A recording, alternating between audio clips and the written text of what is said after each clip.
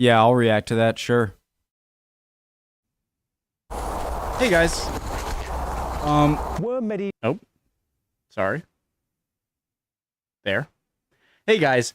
Original link to the video, top of the description from Modern History TV. Preemptive like, did medieval peasants think they were slaves?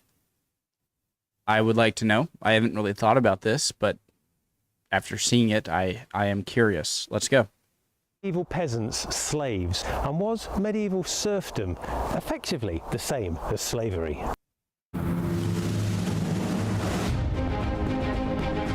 He has such a great intro. Best intro on YouTube. I've always wanted to ride a horse. I love animals, for one, but it was the main mode of transportation for humans for a long time, and I'd like to experience that. Who has a horse I can ride?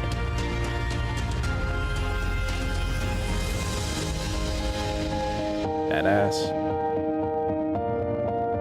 Bad arse. The population of medieval England is actually quite hard to estimate. The Domesday Book, that fantastic document written by our Norman conquerors, Duke William of Normandy in 1086, catalogued a huge amount of the country in a I'd like to learn more about that. vast amount of detail, but it actually only mentions about 283,000 people, and it misses out some very big categories: women, children, the clergy. It doesn't talk about London in particular, and it misses out some parts of England as well, because it wasn't... So it's like a census? Like when the Normans took over, they wanted to catalog some reasonably accurate document of people it was in control over? London in particular, and it misses out some parts of England as well, because it wasn't fully completed. So of that 283,000 men that are mentioned in the Domesday Book, we project it up to be something of the order of 2 million, 2.5 million people living in England in the medieval time. In the 11th century, most of the population lived in villages, in rural communities, and by most of the population I mean estimates vary between 90 to 95% of the population, leaving 5% of the population to live in the growing towns and cities. London was quite big, but by... Well, when does a collection of houses become a town or a city? And when does a town become a city? I guess it's not that important. In comparison to today, absolutely minuscule. What that means then is that the vast majority of the medieval population were peasants. Typically, peasants were divided into two broad categories. They were serfs. Okay, I promise I won't keep pausing at this rate, okay? But I was about to say this immediately, and now I really want to say it. Yeah, when I saw this. The vast majority of the medieval... This really looks like, brings me back to... like me and my friends, young kids, playing in the woods around our town, looked exactly like this, and it brought me back. Anyways, all right, sorry. Population were peasants. Typically, peasants were divided into two broad categories. They were serfs or servile, or they were freemen or free. Well, what's the difference between a serf and a slave? Well, actually, quite a lot. A serf could be bought and sold, but as part of a piece of land. So the lord of the manor could buy and sell a parcel of land that would have you attached to it. But you had certain rights to that land to farm and live there, and those couldn't be removed by the lord of the manor, which is a kind of form of buying and selling tenancies. Landlords today will buy a tenement building with a lot of people that have rights. Well, those tenants can move if they want to. That landlords today will buy a tenement building with a lot of people that have rights that are living in it, and they get the rent. Same thing, really. So arguably, in a way, nothing much has changed there. Slaves, on the other hand, could be bought and sold as individual human beings for money, with no reference to a piece of land, nothing at all. Now, interestingly, in the Norman period, slavery seems to have been massively in decline. In fact, various bishops preached against it, and Bishop Anselm said in particular, it should be wrong to sell a man like a brute beast. So it appears that the Normans made significant efforts to actually destroy the trade in slavery that happened in the earlier medieval period. There was a slave trade between Bristol and Dublin. Dublin was actually set up by the Vikings specifically as a slave trading port, and Bristol, which became famous for the slave trade later on in history, was also partly responsible for dispatching slaves to various parts of the world. Question. What I'm hoping might be answered more as the video goes on. We're only almost 4 minutes in. I'm curious more about how they were treated, how serfs and peasants were treated in comparison to slaves. So, like a slave, it's like no rights. You are just essentially a piece of farm equipment. That is what a slave kind of conjures up in my mind. It's like you are no more human than that wheelbarrow over there, or something like that. But in terms of, like, did you have hours on your piece of land that after you worked your hours, you could tell your boss to piss off? Or were you on 24/7 at the disposal of the person who controls your land, right? So I guess I care less about your rights on paper, and I'm curious more about your rights in being able to, like, disagree or say, like, hey, that's not fair, I did that already. No. Do you know what I mean? Back then in the medieval period. There were slaves mentioned in the Domesday Book. These are Englishmen whose social status is slave, but they're few and far between. The vast majority of farm workers are peasants, and they have rights. So it appears that the whole concept of slavery was dispatched and got rid of by the Normans. Interesting. Admittedly, it was commuted to bonded servitude, if you like. Basically, it was Norman policy to free slaves, turn them into bonded servants, people who actually had to work the land for themselves, but give them rights. It's really fascinating to think that the Norman conquest brought with it one of the first emancipations of slaves in the Western world.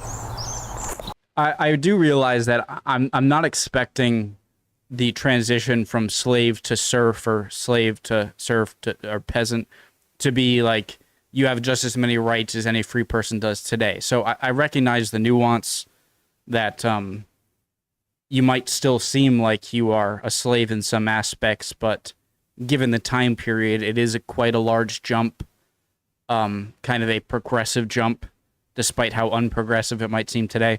So I'm not holding his comparisons to, you know, modern day rights of people. I get that.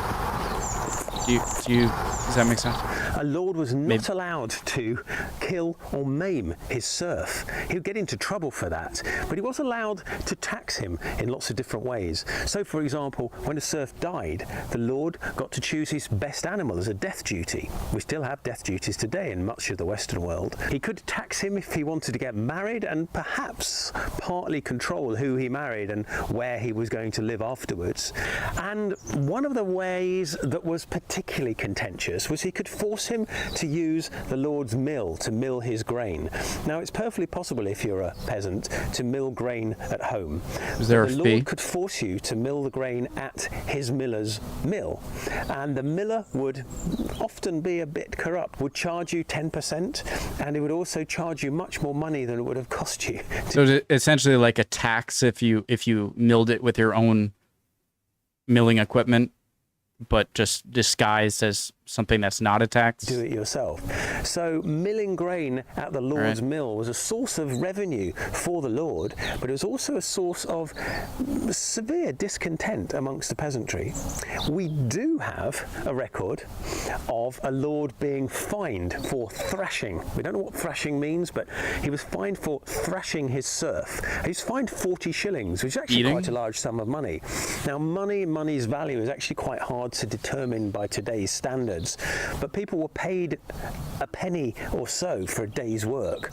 So therefore, a shilling is many, many days' work. This is important to my main kind of gripe. No, is So on one, if the serf thrashed the owner or the owner of the land that they worked, I'm assuming the serf would still get a higher punishment than if the boss thrashed the serf. And now I don't want to say that, so I'm wondering that, but I don't want to say if that's true, then there isn't a significant jump from slave to serf. I know there is, but I'm sure there was a lot of inequality still. It's probably the based on the punishments, depending if it was owner on serf or serf on owner. For day's work. So therefore, shilling is many, many days' work. It's probably the equivalent to tens of thousands of pounds or dollars in today's currencies.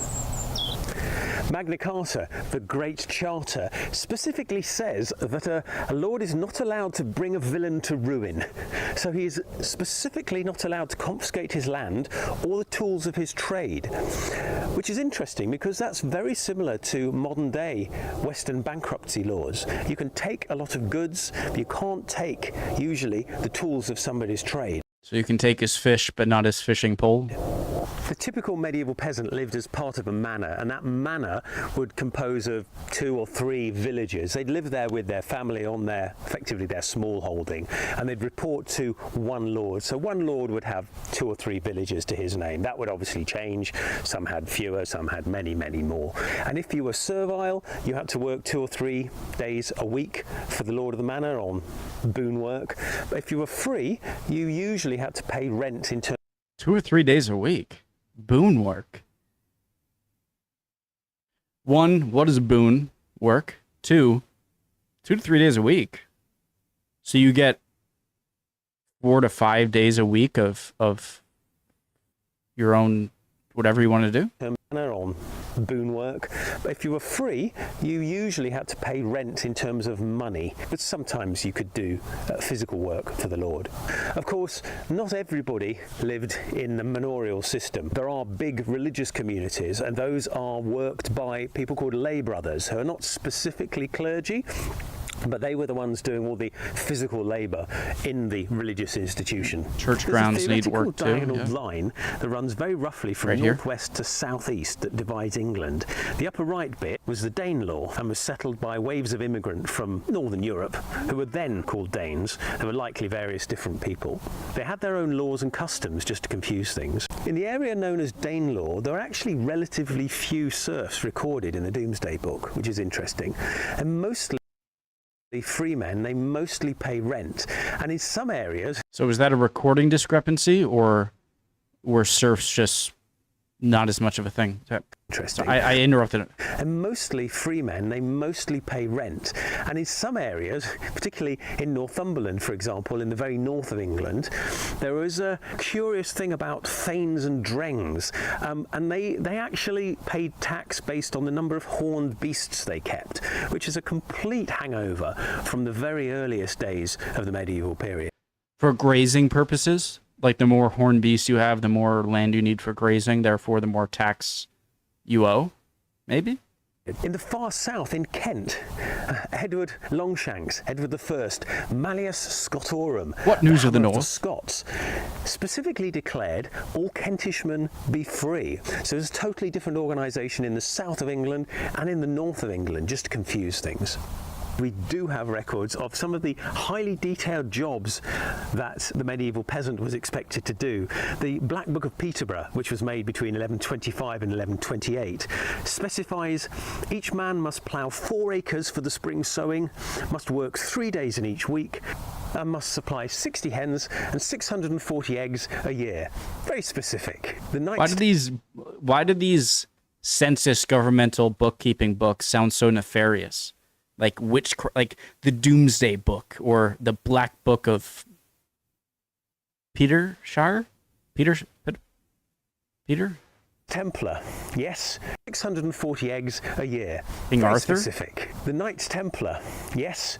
Real Knights Templars did exist, and they ran religious institutions in medieval England. I'm not sure whether they were hiding the Holy Grail or having all these sort of legendary adventures that later stories were to embellish, but they genuinely did exist, and they genuinely wrote down rules for what people had to do on their land and when. There are specific phrases like must mow 4 days a week, So they weren't like a police force or knights. They were just regular people making rules around religious institutions?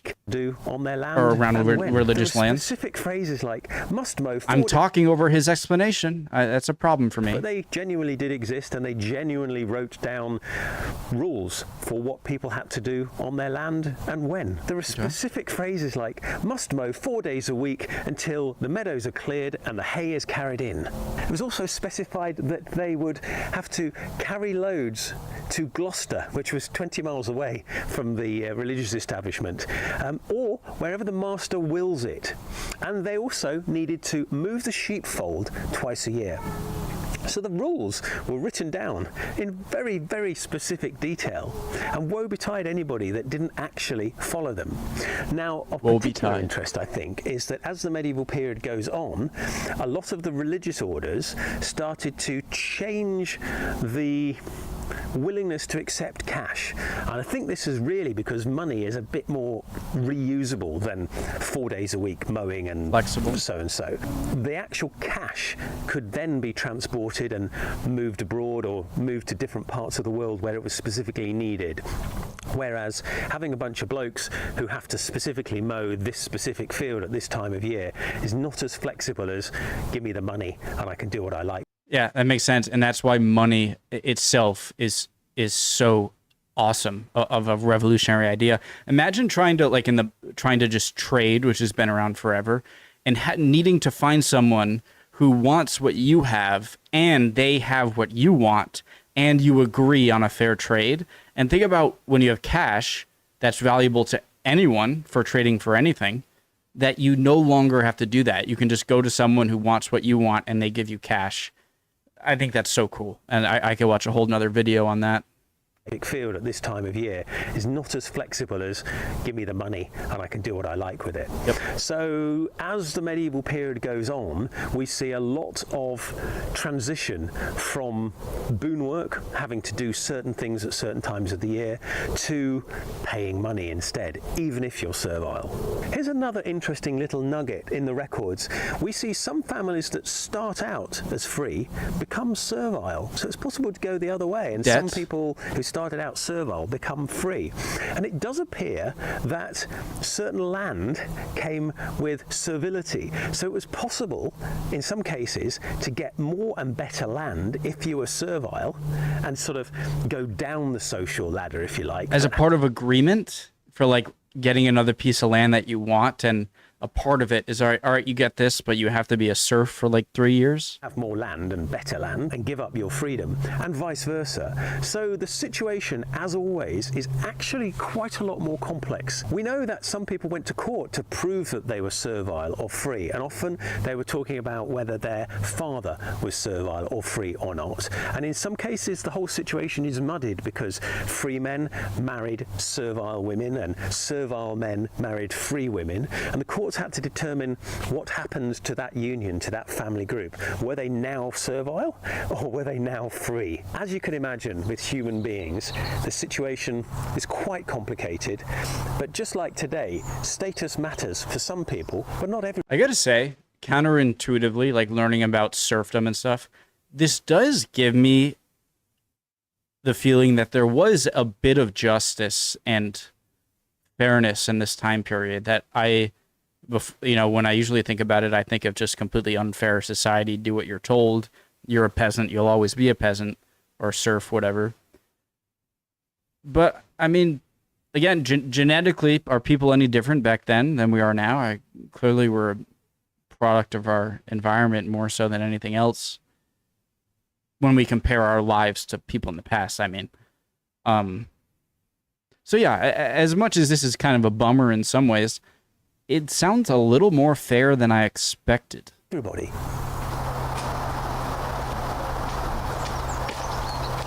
From the 10th century to the 12th century, the courts seem very keen to determine who is a serf or is servile. Me, sir. And who's actually free. So how do you prove that you're free, or how does your lord of the manor prove that you're servile?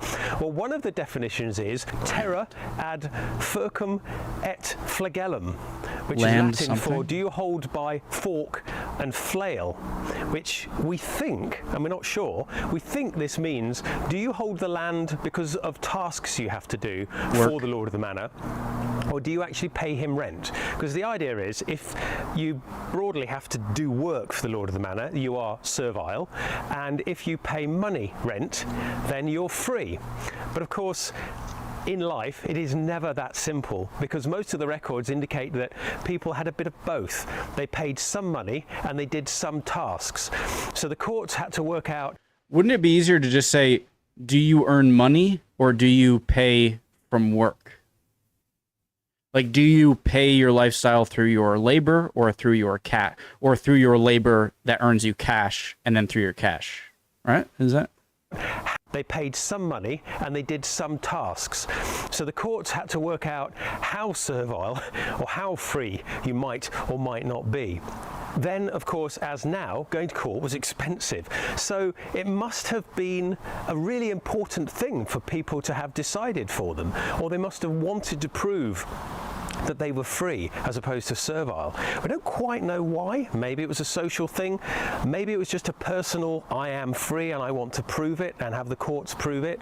Maybe Lords of the Manor didn't want too many free people on their land. And maybe because you had a broadly less literate society, people didn't have the paperwork to prove what their status was.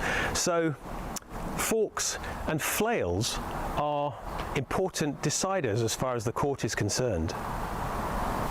If you are a villain, a serf, you're servile, how do you win your freedom?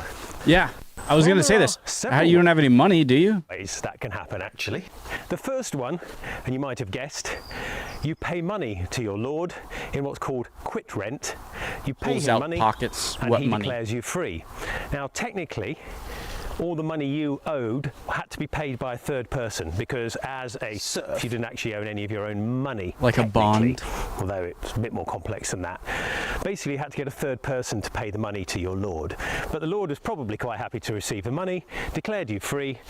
Sometimes there'd be a big ceremony associated with it, and we have records of the mayor of the town celebrating your freedom. So it was a big social event in some cases, and who knows why people wanted to become free. Maybe it was just a social status, maybe it saved them taxes. Well, I think usually people don't like being in debt, and I feel like being a serf is like being in debt. It's pretty natural to not want to be in debt to anyone, so it's not that confusing to me. Maybe it was just a social status, maybe it saved them taxes, we don't really know. But that's the main way people became free. There's another one. If you didn't have any money, you could run away. Yes, you could actually run away to the town. There's an expression in medieval England which is town air sets men free, and that's exactly what you had to do. You had to run away and live in the town undetected for a year and a day. Now, Lords of the Manor were often not very keen Imagine being caught on the year. So they would send people in to capture you.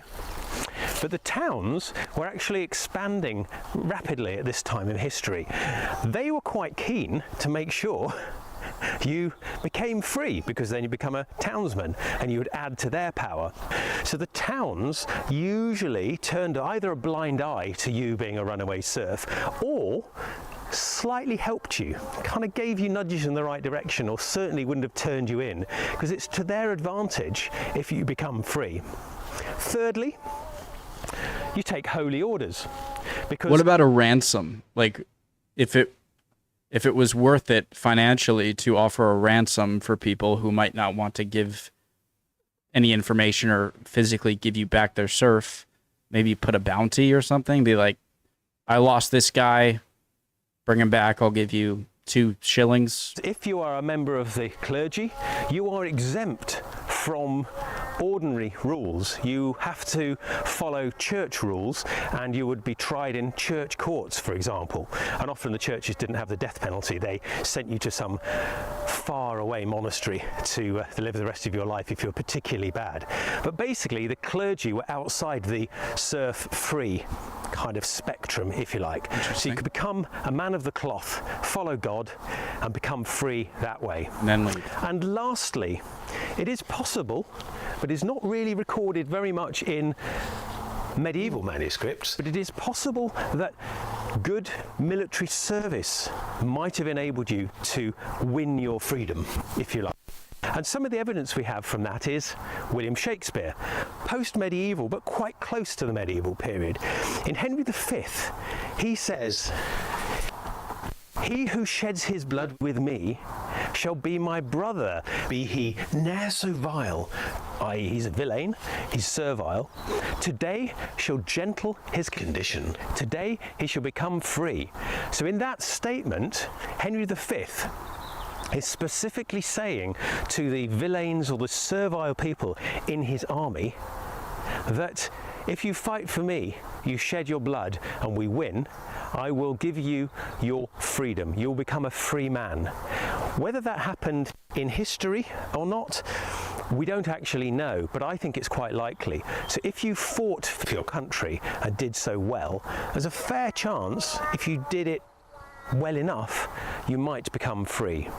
But it is an interesting representation of what Shakespeare, who was closer to the medieval period, thought might be the case. He could be making it up, but I think it's quite likely that if you gave good military service and you were a villain, why wouldn't your lords and masters make you free? I can see that. Yeah, of course. And I love that way of thinking about history is, you know, it's not sure, but yeah, being much closer to the time than we are, maybe there could be some truth to it, along with just the natural making sense of it. You know, you fought. Maybe you should be free now. Awesome video. Love y'all. Hope you guys are doing well. Hope you enjoyed that, learned something, or can teach me something in the comments. You guys are always great with that. And hopefully I'll see you guys next time and we'll keep learning. All right. Bye, guys.